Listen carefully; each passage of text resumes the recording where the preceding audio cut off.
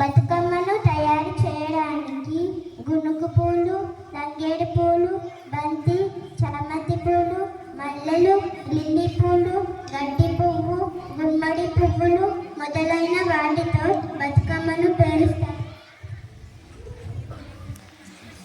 9 రోజులు ఆడిపాడి గౌరీదేవిని అత్యంత భక్తి శ్రద్ధలతో పూజించే పండగ ఇది. మొదటి రోజు ఎంగిలి పూల బతుకమ్మ. భక్తి శ్రద్ధలతో బతుకమ్మను పేర్చి అమ్మవారికి నైవేద్యంగా నువ్వులు, బియ్యం పిండి కలిపి తయారు చేసి పెడతారు. రెండవ రోజు అటుకుల బతుకమ్మ. అటుకులు, పప్పు, బెల్లంతో నైవేద్యం తయారు చేసి అమ్మవారికి నివేదిస్తారు. మూడవ రోజు ముద్దపప్పు బతుకమ్మ. ముద్దపప్పు, పాలు, బెల్లంతో నైవేద్యం తయారు చేసి అమ్మవారికి సమర్పిస్తారు. నాలుగవ రోజు నాన్న బియ్యం బతుకమ్మ. నానబెట్టిన బియ్యం, బెల్లం, పాలు కలిపి నైవేద్యం తయారు చేసి అమ్మవారికి అర్పిస్తారు. 5వ రోజు అట్ల బతుకమ్మ.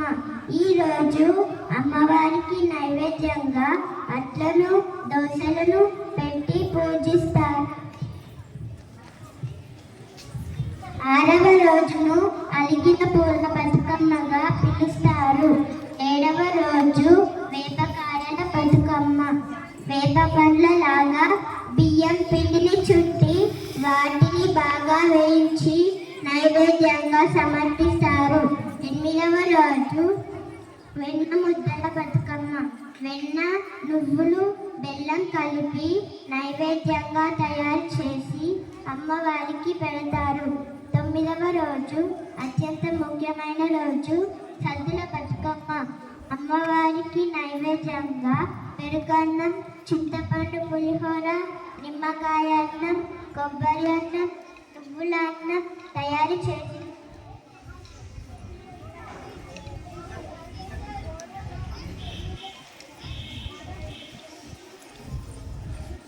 తనిఖ అనే తేడా లేకుండా ప్రతి ఒక్కరూ ఒక్క చోట చేరి ఆడి పాడి సంతోషంగా గడుపుతారు. ధన్యవాదాలు.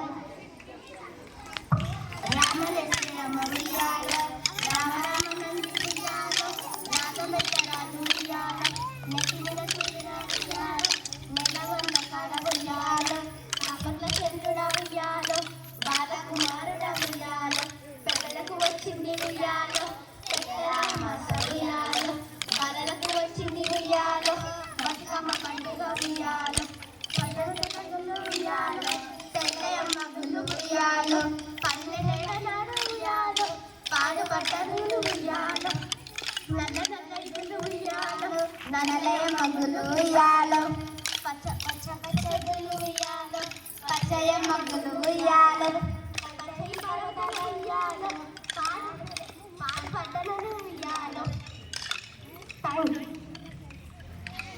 అయిపోయి